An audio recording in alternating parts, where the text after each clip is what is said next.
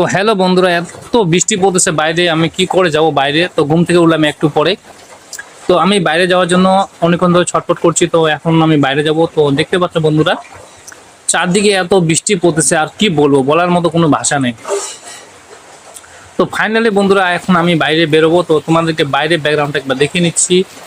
দেখো বন্ধুরা, বাইরের ব্যাকগ্রাউন্ড কি অবস্থা, এত বৃষ্টি পড়তেছে আর বলার মতো না। দেখো আমাদের বাড়ির সামনে বৃষ্টি ছিল না, এখন দেখো যে পাতা ঘাস থেকে শুরু করে সব ভিজে গেছে বন্ধুরা। দেখতে পাচ্ছ সবাই, দেখো বৃষ্টি টপ টপ করে পড়তেছে আমার বাড়ির পাশে।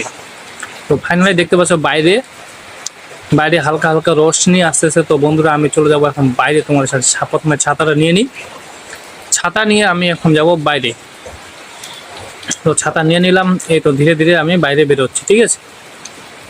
বাইরে বেরোতে দেখতে পাই যে আমার বাড়ির সামনে এত জল পড়ছে, গাছগুলো হেলে গেছে আর সব জিনিস ভিজিয়ে একাকার হয়ে গেছে। তো ইটগুলো রাখছি বাড়ি বানানোর জন্য, আর এইখানে আমার বসার জায়গাটা ছিল, এই যে বালি রেখেছি। তো এই পাশে আমি একটা মন্দির বানাবো। তো ফুল গাছ দেখতে পাবো সবাই, ঘাসগুলো কি সুন্দর উঠে গেছে, ঠিক আছে। তো ধীরে ধীরে আমি চলে যাব রাস্তার ওই পাশে, এবং দেখতে পাচ্ছ তোমরা কলা গাছগুলো এবং সামনে একটি দোকান। তো আমার বাড়ির পাশে একটা বাড়ি আছে।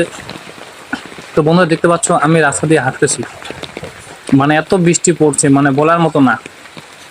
এই রাত্রি থেকে যে বৃষ্টি শুরু হচ্ছে, এখনো বৃষ্টি পড়তে থাকে, বৃষ্টি কমছে না কিছুতেই। তো যারা কাজে গেছে তারা কাজ থেকে চলে আসতেছে, আমি তো আজকে আমার ছুটি আছে, তাই আমি কোথাও যাইনি। তো ফাইনালি দেখতে পাচ্ছ দোকানে অনেকজন বসে আছে বৃষ্টির জন্য ছাতাগুলো রেখে। তো দেখতে পাচ্ছ সবাই, এই যে আমাদের মেন রাস্তার মোড়ে একটা দোকান আছে, আর কলা গাছগুলো কেমন হয়ে গেছে বৃষ্টির জন্য। ফাইনালি এগুলোতে জল ছিল না, একটুকুও জল ছিল না। গরু ঘাস খেত এবং ছাগল গরু সেখানে বাধা রাখা যেত। তো এই মুহূর্তে এত জল পড়ছে যে জলের জন্য মানে কি মানুষ বেরোতে পারছে না। রাস্তার ধারে মোড়ে একটা মাংস দেখতে পাচ্ছি না। তো চলুন দেখা যাক আছে কিনা মানুষজন, তাদের সাথে একটু কথাবার্তা বলবো নি।